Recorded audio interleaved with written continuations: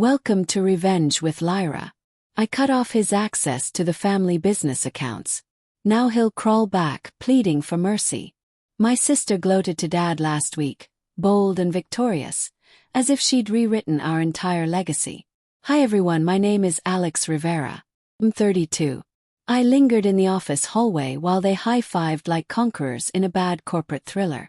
Dad even nodded approvingly and muttered, "Smart move, kid. He'll straighten up now." What did I do? I gathered my briefcase, adjusted my tie, locked eyes with them for precisely 4 seconds, and uttered not a word. Because quiet isn't defeat. Quiet is strategy. My sister believed revoking my credentials was control. She had no clue about true authority. That evening I checked into a boutique suite. Hot bath, crisp linens, delivered sushi, rested soundly.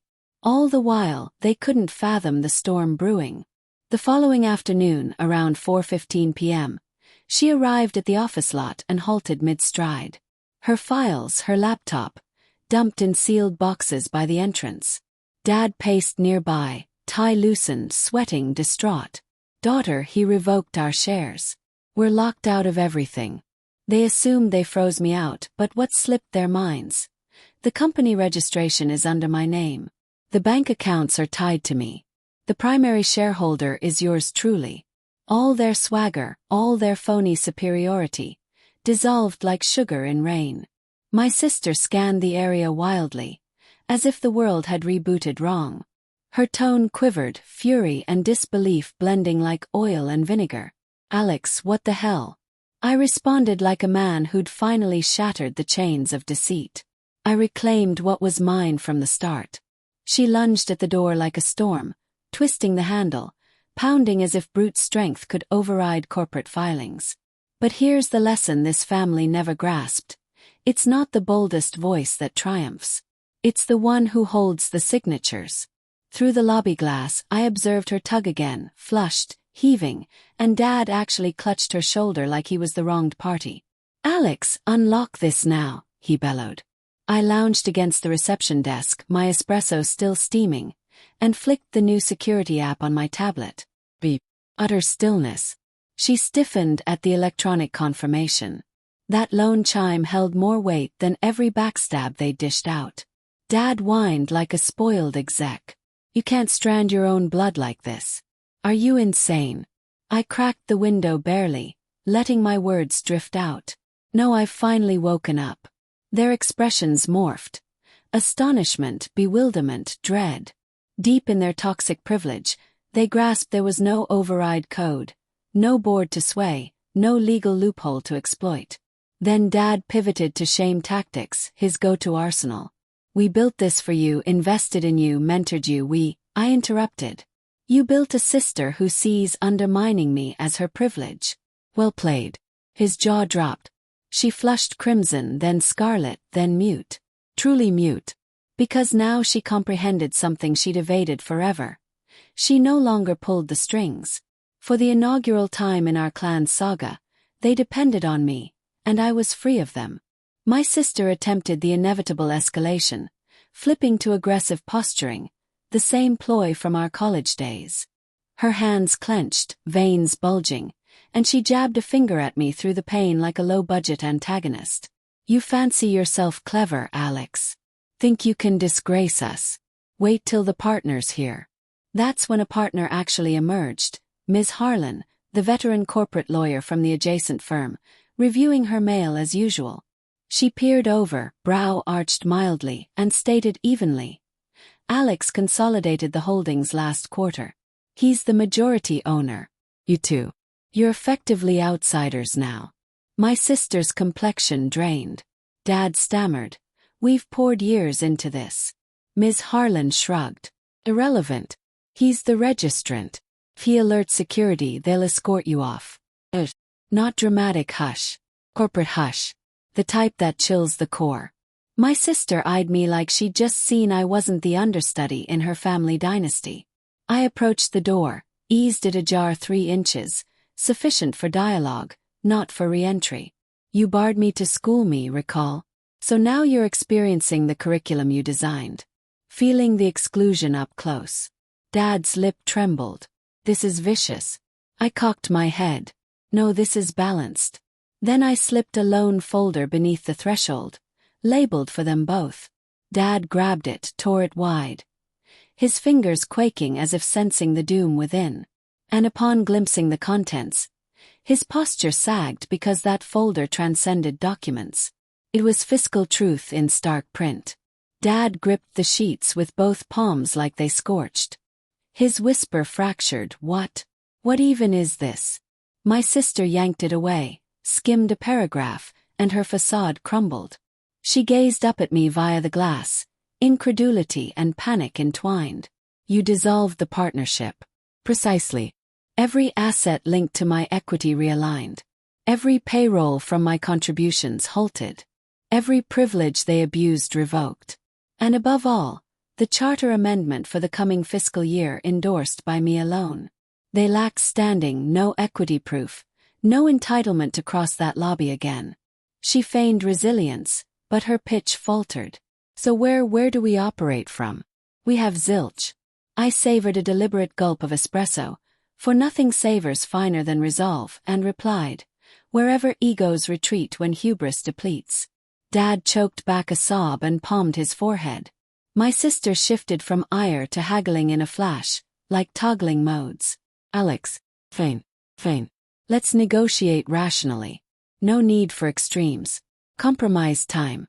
It bordered on comical. Mere days prior they vowed I'd grovel. Now they verged on it. I inched nearer to the pain so she caught my gaze fully. No fury, no venom, just assurance. "You invested decades assuming I'd stay trapped in your web."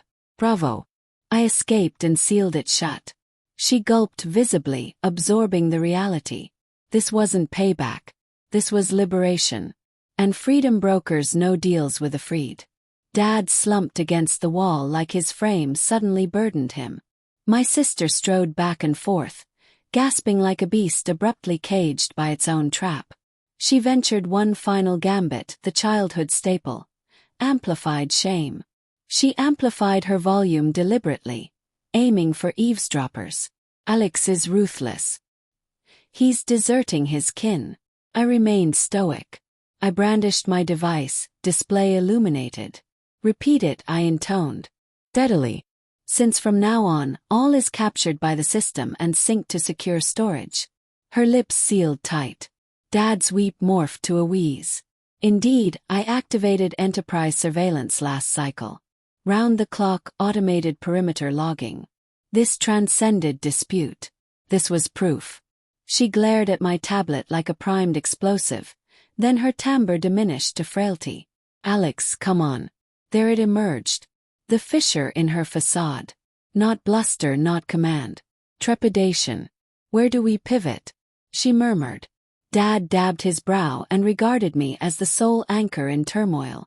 Can we access until we regroup?"